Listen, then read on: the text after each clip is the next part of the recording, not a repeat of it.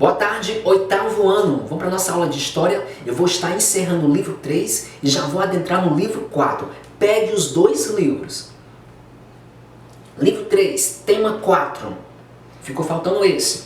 Mulheres indígenas e negros, né? E a independência espanhola. Bom, na página 33 diz que, na verdade, a independência, ela não teve quando se trata de questão de liberdade. Porque as mulheres, escravos e índios ainda eram excluídos da cidadania.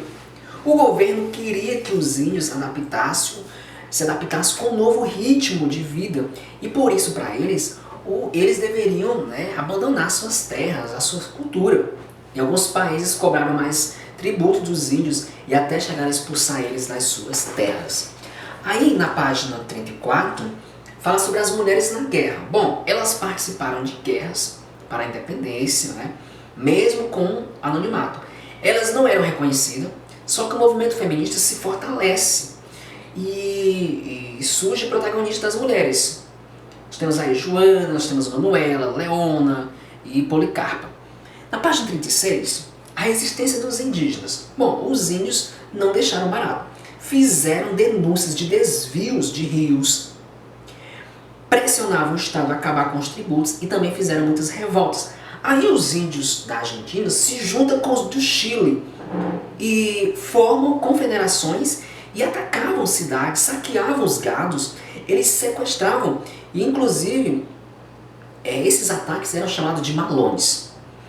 Eles queriam vender, né, o gado que era saqueado ali, roubado, e ao mesmo tempo era uma forma de evitar que eles pudessem, né, invadir, que os proprietários pudessem invadir as suas terras. Então uma das formas deles aniquilar isso era roubando os gados, era matando, né, ou vendendo. As campanhas do deserto, os exércitos, ele extermina então os índios, toma suas terras, prende os líderes. Com isso domina o sul e leste de Buenos Aires. Aí os pecuaristas ocupam e chega aí os imigrantes europeus. Na página 38, os negros na América hispânica. Para a economia funcionar em alto, pelas exportações, precisavam o quê? De escravos, que viviam nas lavouras e minerações. Aí os negros buscavam resistir. Eles formavam famílias, lutavam pelos bens materiais, mantinham viva a sua cultura, como danças, músicas e religião. A luta dos negros por seus direitos prepara então o terreno para a independência na década de 1810 a 1820. Então, gente, esse é o comentário do nosso livro 3. Finalizamos o livro 3. Agora a gente vai para o livro 4. Pega o livro 4, tópico, tema 1. Bom, o tema 1 na página 6, livro 4. Revoltas coloniais em Minas e Bahia. Bom, no século XVIII, o contexto era de briga dos franceses com os ingleses. Portugal fica neutro, mas depois se achega a Inglaterra. E aí eles assinaram o Tratado de Methuen. Não haveria mais restrições de produtos que entrassem nesses países. Aí Portugal perde com isso porque ela comprava mais que vendia a eles. Na página de número 7 diz que com a crise a coroa usa várias estratégias. A situação complica porque houve queda na extração do ouro lá no século XVIII. E aí ela coloca José de Carvalho, que era o Marquês de Pombal, para resolver aquela situação. Aí a gente vai para um tópico chamado as reformas pombalinas. Bom, para ele, a crise seria resolvida se acabasse com o contrabando e se aumentasse a arrecadação de impostos, né? E se explorasse colônia. Ele cria então várias medidas para tudo isso dar certo. Você pode ver aí logo abaixo, página 7. Na página 8, insatisfações e revoltas em Minas Gerais. Bom, exploração de ouro em alta, elite muito forte. Havia os chamados contratados que cobravam os impostos nos lugares da coroa, né, aos mineiros, lá no ouro de Ouro Preto e de Mariana. Mas em 1760 o ouro começa a sumir, isso começou a acabar e os impostos caem. E aí os contratados também começam a ficar endividados, e eles começam a falir e a dívida deles aumenta com relação à coroa, porque eles deveriam pagar a porcentagem para a coroa. A coroa então mandou Luiz Antônio, o Visconde de Barbacena, para resolver aquela situação, para colocar em prática a lei de derrama. O que era a lei de derrama? Era uma lei que obrigava a pagar os 100 arrobas de ouro para a coroa. Então ela falou, vai lá, Barbacena, e resolve essa situação para nós aí.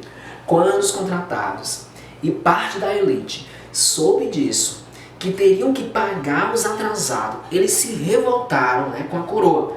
Aí surge a Conjuração Mineira. Quem participou? Padres, poetas, pessoal ali da baixa patente, né?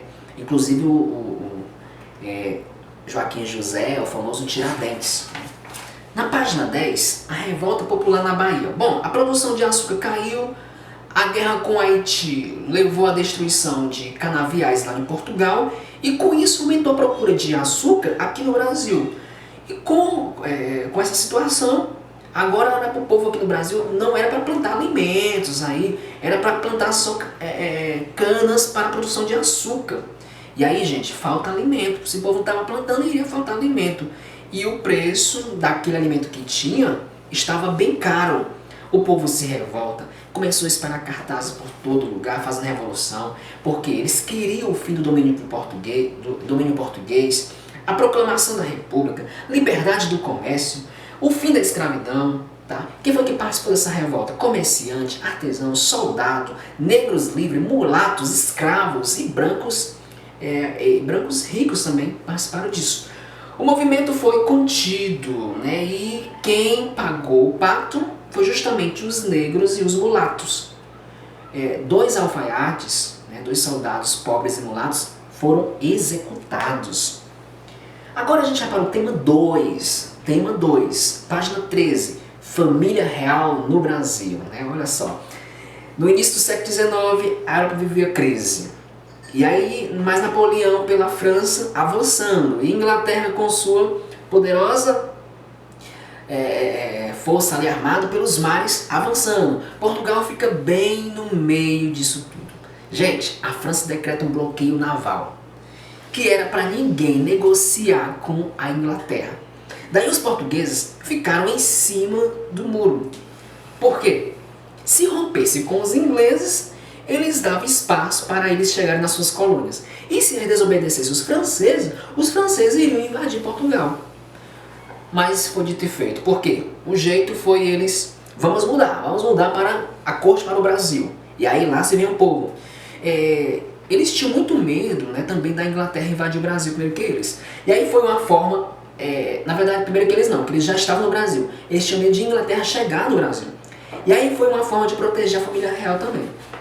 E aí, gente, página 14, fizeram um acordo com os ingleses. Aí os ingleses fizeram a segurança de toda a família real, lá de Lisboa até chegar no Brasil. Com isso, os franceses invadiram a capital de Portugal. Aí, a corte portuguesa no Brasil. Bom, a família europeia pisa pela primeira vez nas terras da América. E para compensar os favores dos ingleses, Dom João, ele assina um tratado de comércio e navegação que dá privilégio para a Inglaterra.